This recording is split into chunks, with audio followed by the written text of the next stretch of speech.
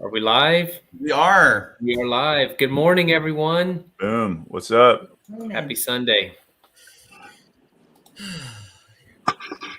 Say hi in the comments if you're here. We are glad to be together. I keep hearing from a lot of people that they love this rhythm of 2 times a month we're in person, 1 time a month. We don't meet for Feed Your Soul Sunday.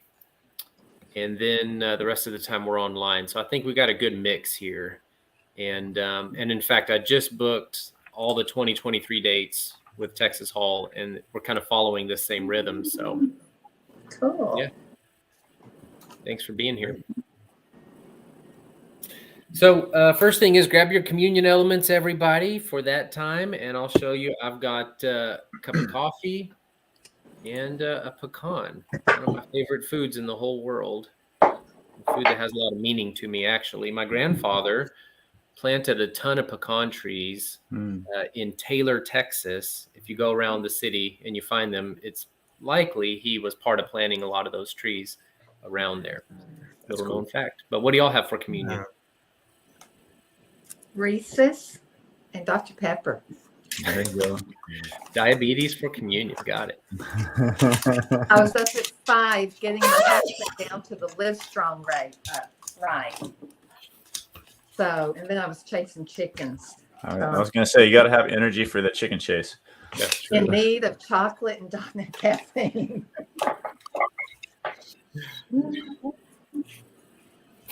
Who else? What do y'all have, Kiana? I saw you raising something up. We have walnuts. Ooh, Oh, that's good too. fun. I've got a tortilla strip and some orange juice. Nice. I have the world's finest chocolate that they sell in schools. You have kids that sell it in schools. And then some coffee. Yeah. Trey's a saint for buying that fundraiser chocolate. That's right. Yeah. I see Tiffany Leshper says coffee and berries. There you go. Mm-hmm. That's a good one. Yeah. Cool. Well, let me run through a few announcements. Oh, first of all, hi, everybody. You'll see our cast of characters this morning. Trey's running the show for us. We have Sharon, who'll be doing the children's sermon. Chad, we'll be doing a deeper look with him. Kiana's reading. Calvin's singing. Jonathan's preaching. And Sarah is leading a gathering litany for us here in just a minute. But let me run through just a few announcements. I hope you're checking your emails. That's where you'll get all this information. But we're in week 2 of our series, Songs That Bring Us to Spiritual Places. And Jonathan is preaching using Sam Smith's song, Pray. Really looking forward to that. We had our trunk or treat yesterday. What was your favorite memory from that? You're welcome to put that as a comment, but that was a ton of fun. Our 3rd time to do that. Had a lot of fun, and thanks for coming out for that, y'all. We're continuing Noel and Forrest small group on emotional intimacy and reclaiming meaningful connections.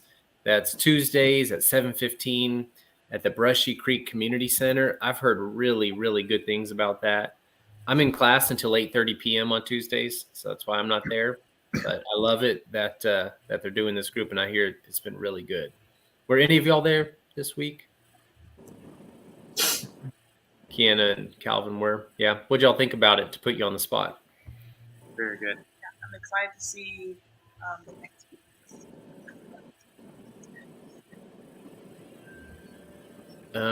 Sorry, I couldn't hear that, Kiana. Maybe others could. So I was just saying, we're excited to see what comes up over the next few weeks. But it was a really good introduction session. Got it. Yeah. So emotional intimacy, and Noel's a professional therapist, and this is a lot of the work he does, and I'm glad he's bringing it to our community as well. Naomi says the big speakeasy surprise was the highlight of the trunk or treat for her. I hope y'all like that. We dedicated a couple of hours this week to transform the church trailer into a speakeasy. And we did such a good job, like there were people that didn't even know it was there the whole time at the trunk or treat. So yeah, winning. Other announcements: on the 26th at 7:30 p.m. we have a BIPOC meetup, a space of connection for Black, Indigenous, and people of color in the peace community. 7th, we're doing a Zoom Eco-Theo meetup where we're talking about disrupting, that's this Thursday, disrupting holiday consumerism. So bring your ideas. We're going to talk about how to make it through, the next 2 months without kind of losing our minds and destroying our budgets. And really what I'm just calling wholehearted gifting and wholehearted living. So it's a brainstorming session. It's not a download of all my wisdom. Instead, we're going to come together collectively as a community to bring some wisdom. So that'll be on Thursday, Zoom. Congrats to our new deacons, Joel and Jessica. And then actually next week is the in-person deacon ordination service for them. Pretty excited about that. Let's see here. The Lantern Walk is coming up November 5th. We're getting a little far out, so I'll pause on the announcements. Anything else y'all think I should mention in terms of announcements this morning? No? Okay. I do see Jessica Devon. She said, woot. And I want to say, hey, Jessica, we know you're going through a lot right now. We're holding you very close. We love you. And thanks, for being a part of the community and reaching out to us. And we love being here for you. So, okay, well, we are going to transition real quick to a chiming. And so, Trey, if you'll get just Haddon and me. Haddon, my son, is going to chime for us to just kind of mark this sacred time that we're together. And let me change my sound settings for him. He's going to chime the G key 10 times full to get us started. Okay, Haddon, it's all you, bud.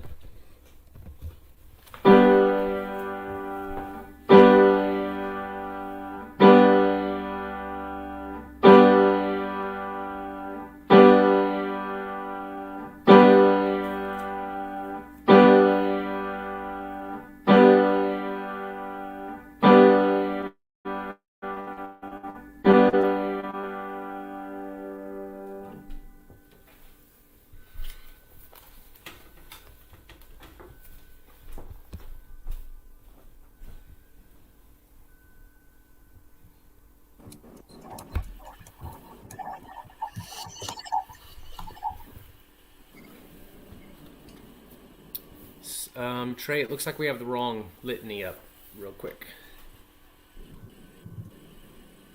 There we are. Praise be to God who pours out her spirit upon all life. She gives us Yep. everything to build a community. Gathering us into her dwelling place, she strengthens us.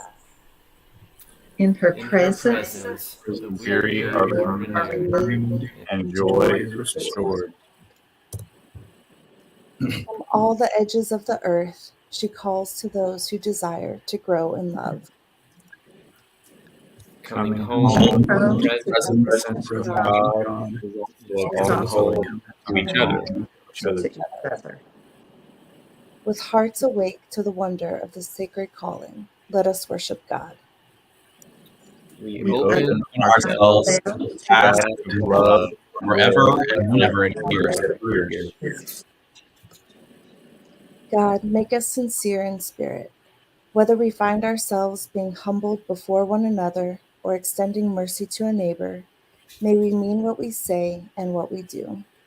Lead us in pursuit of authentic relationship with one another, hindered neither by pride nor pretense nor fear. With the Spirit of Christ as our guide, may it be so. Amen. Amen. Good morning. I would like to invite all the children to gather around for the Peace Kids message. Today's lesson is about seasons and new things and new ways to think about them.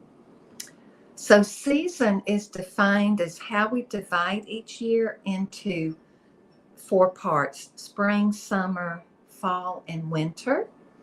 And each season is marked by particular weather patterns and how many daylight hours we see, depending on where the earth is in relation to the sun. So this is a good start at saying what seasons are, but there's a lot of other things, and it doesn't tell the whole story. So I'm going to bring over, I have a globe, and this is an ancient, really an old globe our kids had when they were growing up. And I've put, you see, it's just the earth, and it kind of shows how the earth spins around on its axis. And you can see right here where the pink arrow is pointing up. I'm sorry, I'm not used to this. It's pointing up to Texas. So that's where we are on the earth. So we're up here in the northern hemisphere. Okay. So most of the earth has 4 seasons. But there are actually 3 places that only have 2 seasons. And so that would be the equator, which is right here kind of in the middle. I'm sorry, I'm jiggling. Okay. So right here in the middle, the center of the earth, there's an imaginary line that runs all the way around it. And it's blue on my globe. And that's called the equator because it divides the earth into 2 equal parts, the northern hemisphere and the southern hemisphere. Now, the equator only has 2 seasons, and it's always hot year round. So, you know, it's not a temperature thing, but rather they have, they call their 2 seasons wet and dry. So if you go to the equator, you don't say, well, it's not springtime here. You would say it's either the wet season or the dry season, depending on how much rain they're having. Now down here at the South Pole, and then up at the North Pole, we call it kind of the top of the earth, they only have 2 seasons as well. Now it's always cold at the South Pole and the North Pole, but they call their season summer and winter. Now it's always cold at the North and South Pole, so what makes their seasons different is whether they have daylight or not. So during the winter at the South and North Pole, they will only have darkness. So can you imagine living where for half of the year straight, you don't see sunlight? It's only dark. But then during their summer, their 6 months of summer, it's still cold, but they only have daylight all the time. That you don't have nighttime. So can you imagine sleeping during the summer at the North and South Pole? I would imagine they probably have special curtains or blinds to shut the light out of their house so that their body can kind of, figure out it's time to sleep. Okay. Now, my husband likes to say that there are 2 seasons in Texas, summer and not summer, because we typically don't have a very cold winter, do we? We just have the occasional snowpocalypse or ice storm or something. Okay. So, now, okay. So seasons, I'm going to put the globe down. Okay. So seasons will occur at a different time of the year depending on where you are. Like up here in the northern hemisphere, springtime for us is around March, and then it's followed by summer, fall, and winter. If you lived in that southern hemisphere, down on the bottom half of the globe, the earth, your spring would actually begin in September. So their seasons are a 6-month either before us or after, depending on how you want to look at it. But that's just really interesting, isn't it? Now, seasons affect everything on earth. Let's talk about plants. Plants will go to sleep, or what we call dormant, during the winter. And during that time, they are, their seeds are preparing to bring new life in the spring and the summer. Now, of course, we do have some plants that are not dormant. They will bloom in the winter, like poinsettias that you see at Christmas, those real pretty red plants. Or a plant called cyclamen is really pretty, and it blooms in the winter time. And then during the summer, it will rest and kind of go dormant. Now, some animals, like bears, hibernate during the winter time. So during the late summer and during the fall, they will just be eating and feasting and eating all they can. So the fish, the plants, the berries that have been growing all summer are ready for them to eat in the fall, and they put on a lot of extra weight and fur, and then they go into their den to sleep all winter. But that extra fur and fat will keep them warm during the winter, and then they just, I don't know that you would call it sleep, but they are just in this restful, kind of sleepy season during the winter. They stay in their den typically. Now, our daughter and her family live in Alaska, and they have a Malamute dog. And their dog, being born and bred in Alaska, puts on extra fat and fur in the fall. And then during the winter, he wants to be outside. So whereas they kind of get cold when they go in the house, he wants to stay outside all the time. And I'd like to say hi to Blitz right now. That's his name. Now, some of these things about seasons, though, the reason I'm talking about it is because they can kind of apply to our lives. And I'd like to share some of my thoughts on that. First is that we will each go through different seasons in our life. If we're going through a really happy time, a good time, maybe seeing a lot of growth in areas of our life, we might feel like we are in springtime, and then summer. It's a really bright, happy time. And then when we go, though, through a sad time, we might feel like it's kind of like a winter time. We maybe want to kind of pull in close to just those we're close to and just deal with the hard time. Okay? Now, the good thing about seasons is that they come and they go.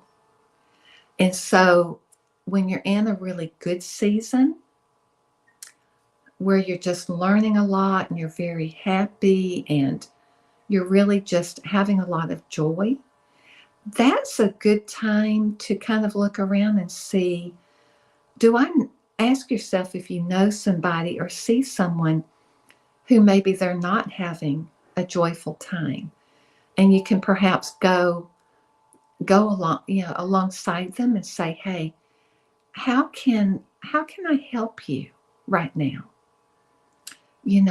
Can I share my joy with you?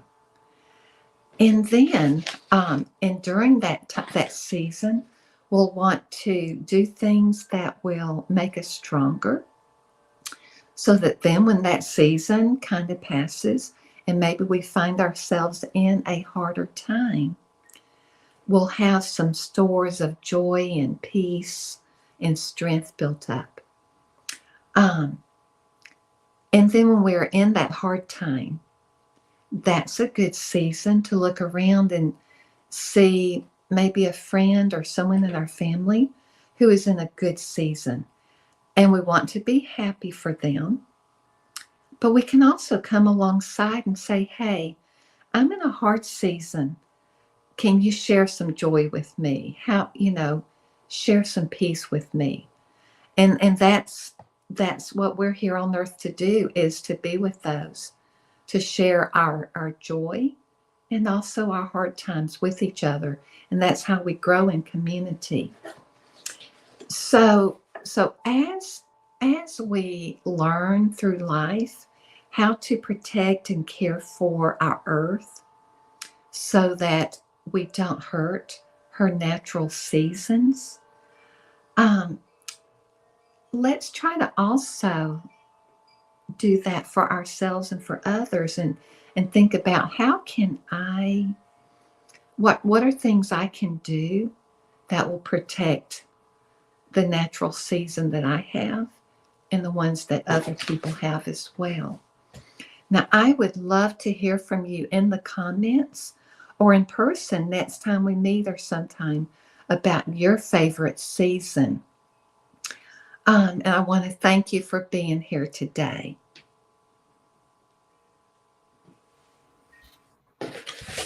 Thank you for that, Sharon. That was beautiful and really meaningful in this season. For our time of communion, I wanted to offer what I hope also is a timely reflection right now. So we are headed into the busiest season of the year. And humans are especially susceptible to the contagion of anxiety. And in my opinion, this is one of the most anxious seasons of the whole year. Does that resonate with anybody? This whole October, November, December quarter. So I wanted to ask, what is your plan in this season for not losing your mind? Do you have a plan? Because the world around us is happy to fill that void if not. And so I think just having a plan is going to be hard enough, but if you don't have a plan for navigating these next 3 months, you're in trouble. So get a plan. We have about 70 nights until January 2nd, when the holiday season is considered over. And by the way, that's a Monday. January 2nd is going to be a Monday. You're going back to work on a Monday, January 2nd, after the holiday season. So you need a plan. And I hope 70 nights doesn't sound like a really long time, like, oh my God, how are we going to make it through 70 nights? You're going to have a plan. That's how. All right. I want to also remind you that 68% of our national income, our GDP, is made up of consumer spending. And so the status quo system literally needs you to anxiously spend and consume yourself sick over the next 70 days to keep itself going. I don't want to participate in that. I want to opt out of that. So I'm not telling you how to live your life. I would just recommend you have some kind of plan to get through these next 70 nights. A consciousness plan, a centering plan, a keep me out of crazy land plan. Let me give you some ideas. I want to hear your ideas as well. Put them in the comment. And here are some of my ideas that you might just consider. You could do something as simple as picking up a stone or a rock and put it in your pocket and notice its presence throughout the day, its faithful presence there with you, and maybe pause and think, all right, God, I know you're with me right now. Thank you. May I be in a moment as still as the atoms inside this stone are. May I be as centered as this rock is right now. That's an idea. Silly, but it's an idea.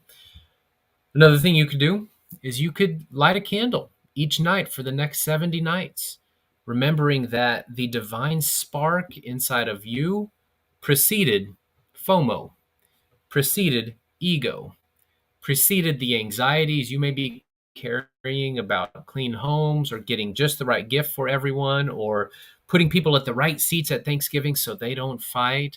That divine spark inside of you precedes all of that. Remember that. That's an idea. Another idea for navigating the next 70 nights is you can write a mantra or a saying on a scrap piece of paper, take a picture of it, and set it as the background on your phone. That's an idea. So every time you look at your phone, you're going to see that mantra or that saying. It can be something as simple as, from love I came, in love I'm held, to love, I'm returning. Or this challenge right now does not belong in the small pile of things that actually matter. Something simple like that. Or you can use the phrase from our communion liturgy: Christ has reimagined death, and I join him in bringing heaven to earth. So think of a little mantra, take a picture with your phone, set it as your background. That's something you can do. You could give yourself a centering moment. Each evening, for example, you can say, the first bite of food I take at my evening meal is going to be a communion bite. I'm going to mindfully cut it, mindfully put it in my mouth, hold it there while I take a deep breath in, let my breath out, and fill in the blank. God, thank you for this bite. God, thank you for the people with me right now. God, thank you for all the work put into this bite of food to get it right here to right now. God, thank you for the good work I'm going to do as this food is metabolized and turns into energy in my body, whatever it may be. You can do it in silence. You can share with those around you. So these are just some ideas. I wanted to just kind of tip the dominoes and get them going for you, so that you have a plan to navigate the next 70 days. It's up to you, whatever you want to do. What are your ideas? I haven't even been looking at the comments. I hope there's some good comments there sharing about your plan for navigating the next 2.5 months.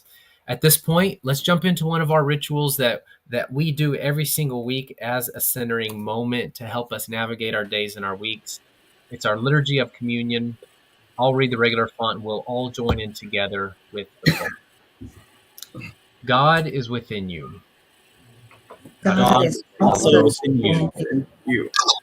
Lift up your hearts. We We join join with your beloved community. Let us give thanks for the blessing of life. Together we raise our our voices voices. of gratitude. Please take your communion elements while I offer this prayer. Our God, this is a sacred season that we're heading into. All seasons can be sacred because you're there. This is especially beautiful to us. May it be a season full of meaning. May it be a season full of being centered and calm and purposeful. Guard us from anxiety. Help us to do some of these very simple things, just like when our kids are grouchy or hangry or whatever, we just have them eat food, we have them rest. May we do some of those very simple things that help us be centered as well. Help us to be free from ego and FOMO and anxiety during this time so that we can live fully. Amen. Great is the mystery of faith. Christ, Christ has risen from death, and we and join we join him in bringing heaven to earth. Amen. Okay. Thanks, everyone.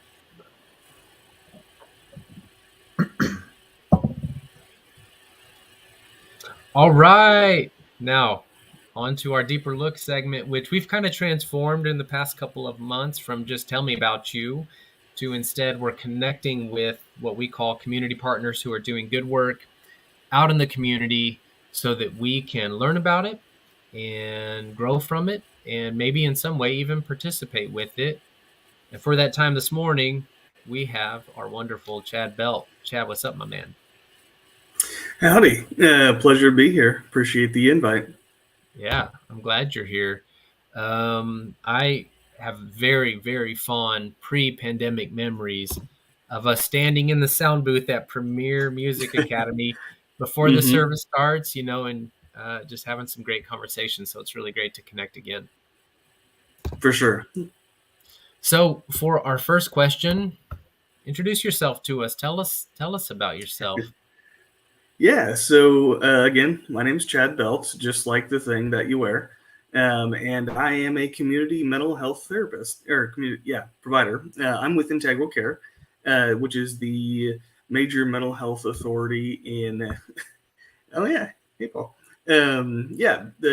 Integral Care is the major mental health authority in Travis County. So my current role is a child and family therapist, and I work with the clients are children, but it's through the Family Drug Court of Travis County. So any families that come in through CPS referral, typically for drug-related offenses, get sent to my caseload, and I work with the drug court along with CPS, so with CASA, with the goal of family preservation, and if not that, then reunification.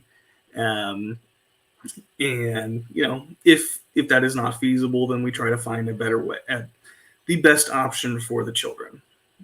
But Yeah. it's kind of the main thing right now. But I've been there since about February. Right.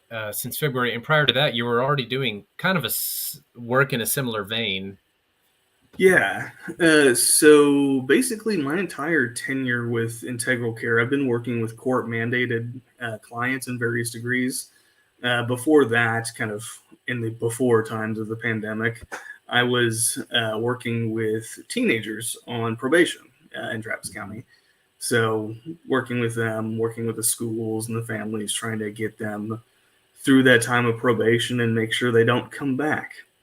Yeah. And before that, I worked with adults with major mental health disorders like schizophrenia and bipolar disorder who happen to also be on parole. So Yeah. a varied mix of folks. So, I mean, you've got incredible skills. You've got now many years in the industry. You know what? You could say, forget all this. I'm going to go into private practice and make more money than I know what to do with. And yet you're doing this work, with a very specific, challenging population. Why? And what do you find meaningful about it that keeps you there? Yeah, it's a great question. One of the biggest struggles right now with my agency in particular and across the mental health field, especially the community mental health field, where folks are like me who are going around doing home visits, community visits, kind of on our dime, is that, frankly, given the option between private practice or even some of these online therapy platforms, people are choosing to do those because it's easier, more convenient, or just more lucrative than working with some of these marginalized populations. And with most of the community mental health providers and agencies being not for profit. So not a lot of money in it. And there's always going to be that weight, to do something a little bit more lucrative, but frankly, the people need it, and I hate coming back to it, but it's as simple as that. I like working with the populations, and we've had in a couple of different roles that I've been in, we've had positions that have been available to hire new therapists for months, if not years. People just don't want to do the work, and there is an absolute need that is there in the community, and there's just not a lot of providers. And given that I've been there and I have been doing it for this length of time, I don't want to dip out anytime soon, because it's even one more void, in these people's lives. Mm-hmm. And more so, I just like doing it. I like the people there. I like hearing their stories. I like being a part of their journey in recovery. And, every now and again, I get a text from people, which, not necessarily supposed to, but, people still keep my number and everything. But saying, hey, like one of the teenagers that I used to work with messaged me about a year into the pandemic, and I'd been done with him for a little bit. He's like, I just got my GED. And that was, I've been having not a pretty good week, to be honest. And that was like the high point that really brought me out of a slump, to be honest. So, yeah. I love the people. I love what I'm able to do. I think it is meaningful work innately. Yeah. Yeah. You're reminding me, I had a mentor that anytime I was doing some kind of behavior, he would say to me, what are the cookies that you are getting out of that behavior right now? You're getting some kind of cookies, and I hear you saying the cookies you're getting out of this is like, you just feel incredibly fulfilled. At the end of the day, you're doing good work. You're making a difference. There's that big amorphous goal of, I want to change the world. I want to make a difference. Yeah. Right. But we don't really know like what that looks like at a granular specific level, but you're doing it, Yeah. No, and so I appreciate that. I really do. Yeah. And so on to our last question, an open-ended, tough question here for you. Yeah. What do you wish Christians and churches knew about the population you serve, and then would do in response to that knowledge? Yeah, so unsurprisingly, I struggled with this question. I kind of meditated on it throughout the night and decided to write up a little bit of my thoughts just to kind of get them in a semi-coherent space. So if I look off camera, I'm literally reading from a script. Sorry. But all good. So,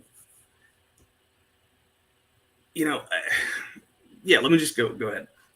So given the type of people who are drawn to a church like Peace of Christ, I don't believe many here will find this answer to be new or all that surprising. That said, this is merely an observation rather than an admonishment, so take it with a grain of salt. Most folks, not just Christians, form communities with those who are like themselves, right? It's natural. We want to be around those people who understand us and, frankly, who are less likely to be a drain on whatever mental and emotional energy we have remaining by the time we could actually carve out time to, hang out. Or maybe that's just me. I don't know. That said, while many churches and related communities do great work with the populations I work with, the court mandated folks of all shades, it feels like it's just that work. The people are still othered, still the recipient of a service rather than being seen as a member of the community itself. I'm painting with broad brushstrokes, of course, but you understand. But the thing is that barring, the actual crimes that people have committed along the way, these people aren't all that different from ourselves. They experience the same generational and childhood traumas as we have and are trying to carve out a tolerable existence while fighting the same systems of oppression that we may. They just had fewer resources and supports when they stumbled. We're one or two bad decisions away from being these folks, at least if the system were as equal as it pretends to be. I could talk at length about that, but so really the point is, and this is where I stopped writing my notes, so it's going to be a lot less coherent. I think we should be mindful enough to make space for these people, genuine space that doesn't feel like we're going out of our way to serve them or treat them as court mandated or felons or XYZ label on the intersectionality kind of thing, but to just have them as members of our community, period. I could ramble and rant and continue on with that, but I think that's kind of the thesis I was building up to. I'm kind of hearing you say they're like us, only more so, yes, and with fewer resources. Right. And especially if you just kind of bent your ear and listen to the stories these people have, many of their stories will echo what we have and what we've been through as well, but just with fewer resources. Beautiful. I love it. One quick unexpected question you didn't expect, but when people hear this kind of work, they'll often say to you or to me or to others, wow, I could never imagine doing that. Thank you for doing it. To me, that feels a little bit like the response I get when people hear I'm in the military and they're like, oh, thank you for serving. Okay, well, thank you. You can come join us, or Right. you know, in what ways are you contributing also? So kind of turning that around. You know, how do you turn around a response where somebody says, "Oh, thank you for doing that work I don't want to do"? Yeah, great question. You know, I get where the people are coming from for sure when they say that. So you know, if you've ever said that to me, I still very much appreciate it. Um, but the first thing that comes to mind is that yeah, you can do that. You can do what I do. It's, you know, my training is primarily the basic training for a therapist is that sort of Rogerian philosophy of active listening, unconditional positive regard, being genuine, and just kind of meeting people where they're at. If you are willing to hear someone's story, then you're willing to be there actively with them. You can do the work too. Obviously, there's more to it, you know, trauma informed kind of things like that, but just being able to be present with these people in a genuine and congruent way goes a long way. Being able to listen to their story and being a support for them when they need it, even if that support looks like not saying a word, that's doing a lot of good work. Yeah, cool. Well, thank you, Chad. I love reconnecting and I love hearing about this good work, and I love the encouragement to hey, join you in it. You know, and may we each find our way to do that. Well, thank you again for the opportunity. Appreciate it. Okay, man. Thank you.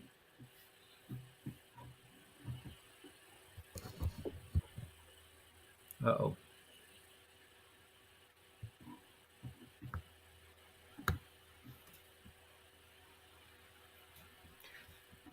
Somebody tell her she's muted.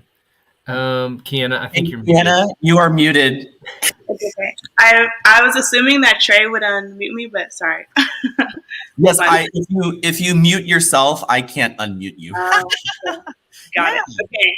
Well, I was just saying, thank you, Chad, for sharing. I love getting to hear what you have to say and kind of insights on the work that you do, and just thank you for the work that you do. I'm going to read Luke 18, 9 through 14, the parable of the Pharisee and the tax collector. So, to some who were confident of their own righteousness and looked down on everyone else, Jesus told this parable. 2 men went up to the temple to pray, one a Pharisee and the other a tax collector. The Pharisee stood by himself and prayed, God, I thank you that I'm not like the other people, robbers, evildoers, adulterers, or even like this tax collector. I fast twice a week and I give a tenth of all I get. But the tax collector stood at the distance. He wouldn't even look up to the heaven, but beat his breast and said, God have mercy on me, a sinner. I tell you that this man, rather than the other, went home justified before God. For all those who exalt themselves will be humbled, and those who humble themselves will be exalted. The first thing that kind of came to mind when I was reading this was Richard Rohr's story that Calvin had mentioned to me, that Richard Rohr asked, he prays daily to be humbled at least once a day. And I assume he prays that prayer because he wants to keep himself grounded. He wants to not be too confident in his righteousness. He wants to humble himself. And so may we be like Richard Rohr and have the courage to ask to be humbled once a day. Thank you. Oh, sorry. And we hear these voice of God through these words. Thank you.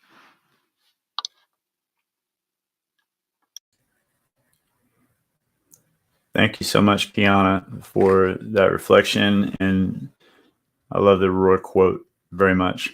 So the passage that I'll be reading from, in addition to the Luke passage, both of these texts are from the lectionary. So there are many churches around the world that are considering these texts this morning. The passage that I am reading from is Sirach chapter 35, 12 through 17. And the book of Sirach may not be familiar to many of us, especially if we grew up in evangelical churches. It's often in the Apocrypha, in translations of the Bible that are done by evangelical publishing companies.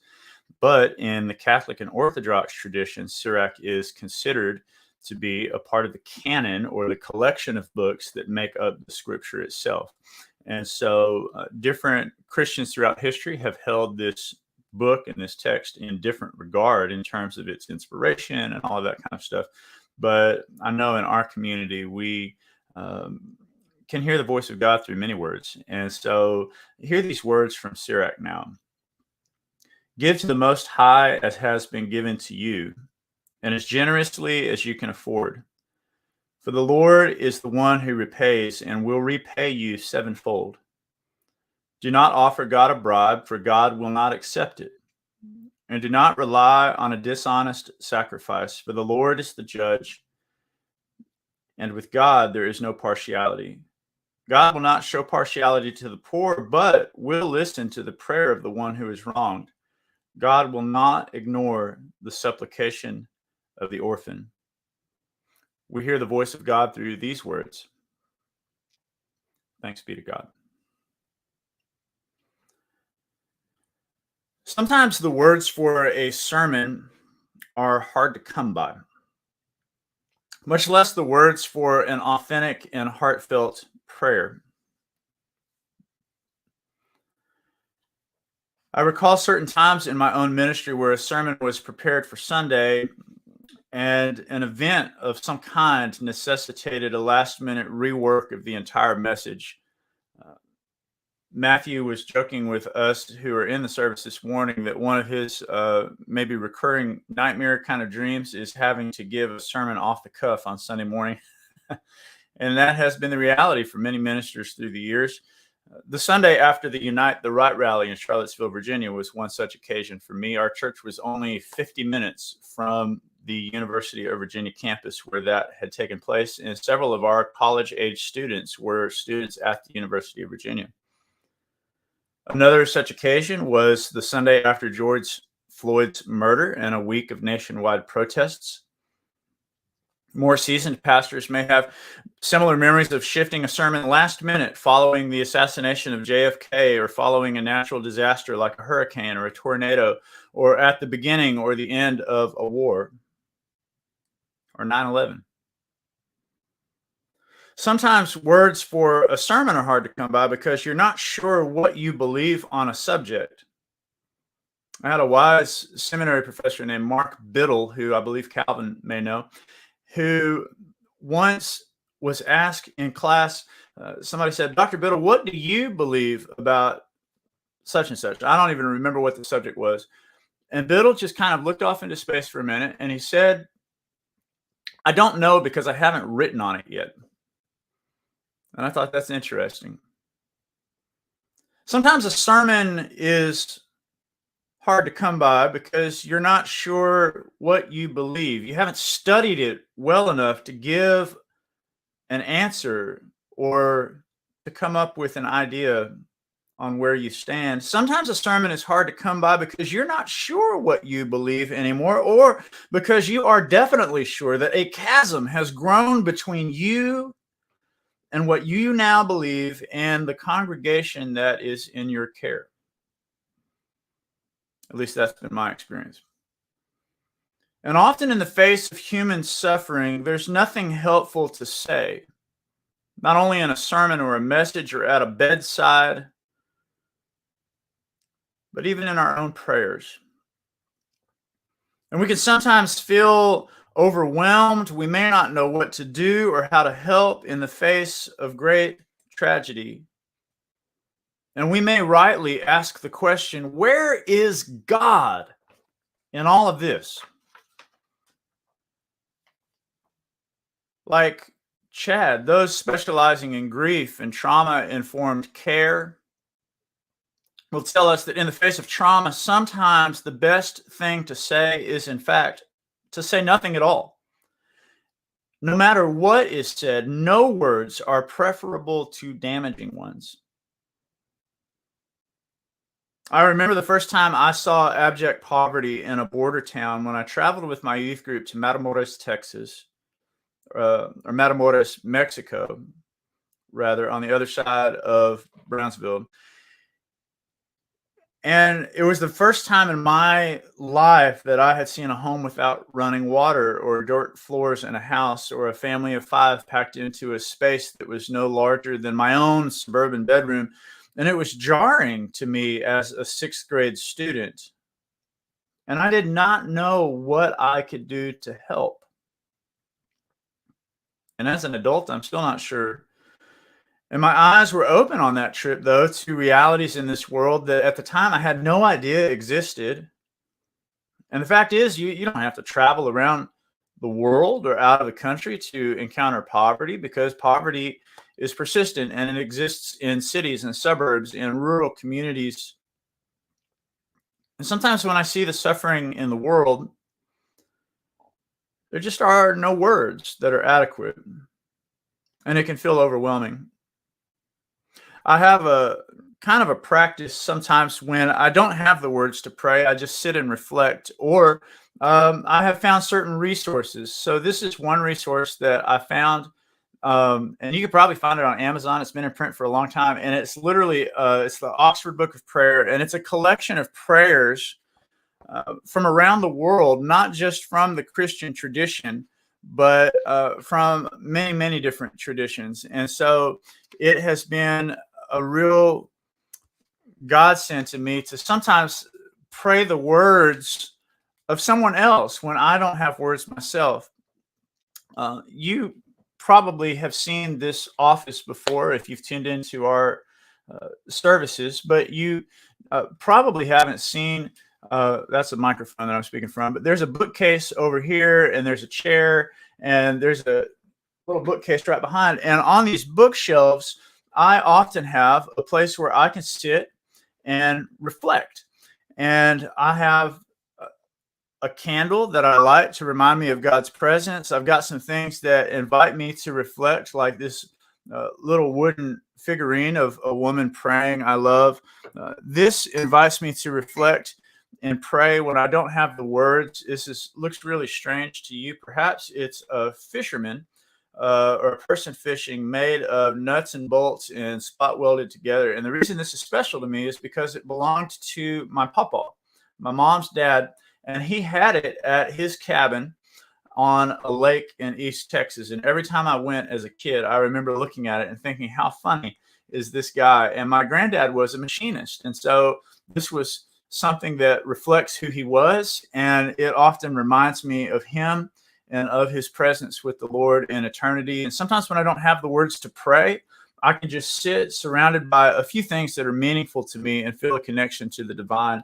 I got these oil paintings in Ecuador one time, and they connect me to music. But I would encourage you, if you don't have the words to pray, you can set up a space in your own home, wherever you live, or however small that space might be. And it may be in your bedroom, it may be a corner in a living area, where there are some objects that help you feel more connected to the divine. Gandhi once said, "It is better in prayer to have a heart without words than words without a heart." And as I get older and I notice so much suffering in the world, I have come to value listening to the stories of many people who are different from myself, especially those who have known oppression and do not have the privilege of being a white male. And as I learn these stories, and as I open my heart to people with different lived experiences, I sometimes find myself subject to experiencing exactly what Gandhi described, a heart without words. Incidentally, most sermons are made of words, but I'm not convinced that the best prayers always are. In the lectionary passages read today that Kiana read from Luke and I read from Sirach, we learn that God does not appreciate or delight in insincere or prideful expressions of worship or prayer. In fact, the simple, guttural, heart kind of utterances from those who may feel far from God and those who are often deemed far from God by religious insiders, those words are far more pleasing to the Lord than flowery, self-righteous kinds of words. Later in the passage that I read from the book of Sirach, the author writes, "The prayer of the humble pierces the clouds, and it will not rest until it reaches its goal." That's one of the things that I love, that I'm drawn to about Sam Smith's song, Pray. The sermon series that we're on right now is songs that you have a spiritual connection to. And the story behind this song provides even more context to its meaning. And I hope that if you haven't heard the song before, that you'll listen to it. I believe that Matthew is going to post a link to it in the chat. Sam Smith wrote this song, Pray, at the age of 25 after traveling to Mosul, Iraq with an NGO called War Child that works with children impacted by war in different countries in the world. Smith was horrified and disturbed at the suffering that he saw. And he couldn't believe that his eyes had not been previously opened to the plight of so many and to realities in the world that he knew nothing about. Before his trip, Sam Smith struggled with alcoholism and cocaine addiction, and the trip was a turning point for him to be in recovery and to also give of his fortune and give of his energy and his platform's influence to humanitarian causes and to advocacy. And he began to live his life with a completely renewed purpose. And also, as a gay man who grew up ostracized and othered by the church of his upbringing, he had long since left the church, given up on God. And he wrote the song Pray as a kind of a gut response to the things that he experienced and saw in Mosul, in this refugee camp with children who had missing limbs or whose parents had been killed because of war. I'm young and I'm foolish. I made bad decisions. I block out the news, turn my back on religion. Don't have no degree. I'm somewhat naive. I've made it this far on my own. We have context for those words because of the story behind them. And he says at the end of that first verse, there's dread in my heart and fear in my bones, and I just don't know what to say. Maybe I'll pray. In an interview with Billboard magazine, Smith stated regarding this song, I spent 5 days in Mosul and came back embarrassed that I had known so little about the world and other people's lives. He says, I went back to that great Nina Simone quote that it is important to speak about the times you live in. I hadn't done that. I'd just written a bunch of songs about love. So I wanted to write about how I'm now starting to open my eyes at 25 to what is going on in the rest of the world, and that it's not always pretty. Something about this song was both haunting and healing to me the very first time I heard it. And the more I learned about the story behind it, the more I connected to it on a deeply spiritual level to its meaning. The reality is, I don't think Sam Smith's song would suffice as a, quote, good prayer for many self-righteous and fundamentalist Christians. But I do think that it would make God smile with delight and with compassion.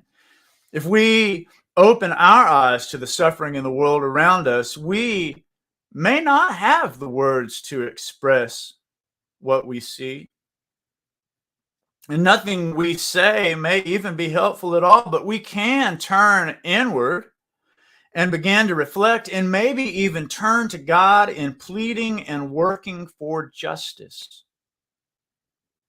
Everything, by the way, about this song is much of what, in my humble opinion, is missing from the CCM genre. That is contemporary Christian music, for those of you who did not grow up in Evangelicalville. Sam Smith, in 3 minutes and 45 seconds, expresses doubt, offers sincere lament, moves toward working for justice, develops a recognition that the impact of maintaining empire is often intertwined with the suffering of the world's children. And he questions this narrative that all of this is necessary for Western freedom. If you do that kind of stuff in CCM, promoters will stop booking you from shows, stations will stop playing your music, your label will drop you, and the entire Christian music industry, gag, will pretend like you didn't even exist. It's a fact. But many of the 89 million people who have watched the official song video on YouTube seem to agree that Sam Smith's song is powerful and that it speaks to them spiritually. You can sift through the thousands of comments underneath the video, and some of them read like this: I am not really a believer, but somehow life has been so effed up this year that this song has become my gateway from losing it all. I found myself trying to pray to be okay with all the horrible events that I encountered so far this year. I guess when there is no hope to hold on to, there is nothing you can do to fix it. Listening to this song is my best solution. Or another person commented, praying hard for justice and peace at the gentle age of 71. At this time in my life, all I do is pray for the peace of the entire world. Another comment said, this song got me talking to God again. First by dancing to it, then crying through it until I could speak after it. Turned my life around. I think I finally have to admit I love this human named Sam Smith. He rarely lacks transparency, and that takes courage, and that's what heals the rest of us. And you could read thousands and thousands more comments on the song about how it has helped someone on a deeply spiritual level, even if that someone is not someone that believes in God necessarily or religion. I wonder, what if our prayers, what if the song in each of our own hearts could bring healing to the world around us? Sometimes words for a sermon or even a prayer are hard to come by, especially in the face of suffering. There is a great leader in the Baptist world in Africa named Henry Mugabe that just in the last 24 hours was killed in an automobile accident. He and his son were both driving in the car. Dr. Mugabe taught at the seminary that Audrey and I went to in Richmond, Virginia, half the year, and the other half of the year he was the president of the Zimbabwe Baptist Seminary. And there are people around the world that are mourning his death and the death of his son today, who both just tragically died yesterday. And when I read this news and learned of it last night, I had no words. And I communicated his death and the death of his son to Audrey. And she said, I have no words. I can't even imagine what I would do if you and one of our sons died at the same time in a car accident. And so Sam Smith's words once again ring true for me. I just don't know what to say. So maybe I'll pray. Amen.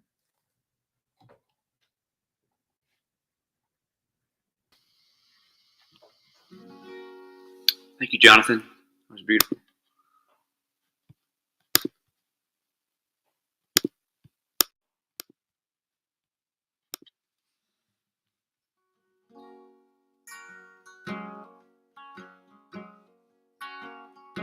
Hold me tender,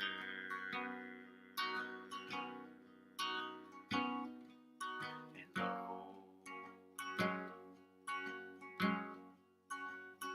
hold me tender,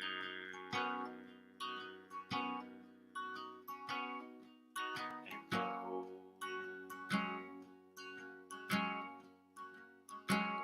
all the way through the great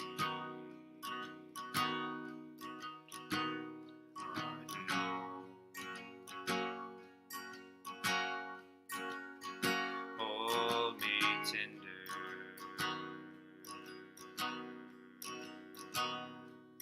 and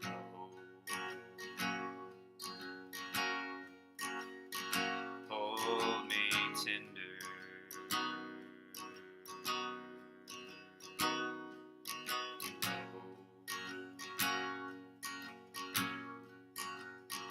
all the way through the great unknown.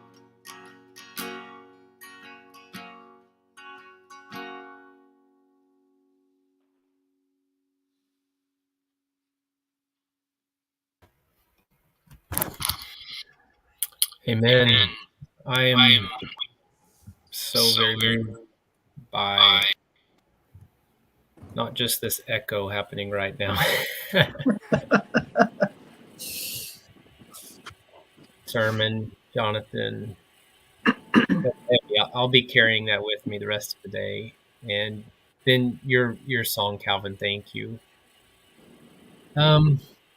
I'm just kind of moved to offer a different benediction than what we have right here. So let me just read you the timeless benediction from Numbers chapter 6. My friends, may the Lord bless you and keep you.